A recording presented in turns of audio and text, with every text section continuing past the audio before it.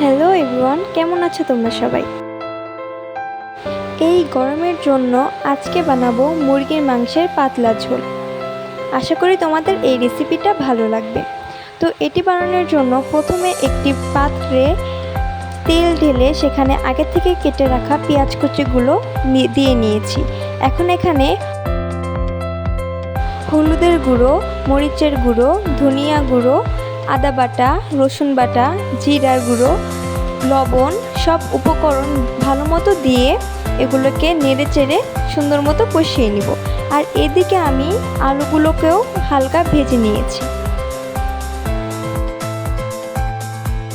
এখানে হালকা একটু পানি দিয়ে ভালো মতো নেড়ে চেড়ে এটাকে কষিয়ে নিব যতক্ষণ না এটা থেকে তেল উঠছে। এখন এখানে আগে থেকে কেটে রাখা মুরগির মাংসগুলোকে দিয়ে নিব, দিয়ে এগুলোকে ভালো মতো মশলাটির সাথে মিশিয়ে নিব।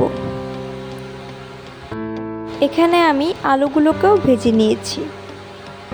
এখন ভাজা আলুগুলোকে মুরগির মাংসের মধ্যে দিয়ে একটু নেড়ে চেড়ে ঢাকনা লাগিয়ে দিব। এই তো, তাহলেই রেডি হয়ে যাবে আমাদের মুরগির মাংসের পাতলা ঝোলটি। এটা খেতেও কিন্তু অনেক মজার হয়। আপনারাও চাইলে বাসায় ট্রাই করতে পারেন, আপনাদেরও ভালো লাগবে আশা করি। আজকের ভিডিওটি এই পর্যন্তই। ভালো লাগলে আমাকে সাপোর্ট করার জন্য আমার চ্যানেলটিকে সাবস্ক্রাইব করে রাখবেন। এতক্ষণ আমার পাশে থাকার জন্য সকলকে অসংখ্য ধন্যবাদ। এভাবেই আমাকে সাপোর্ট করে যাবেন। আল্লাহ হাফেজ।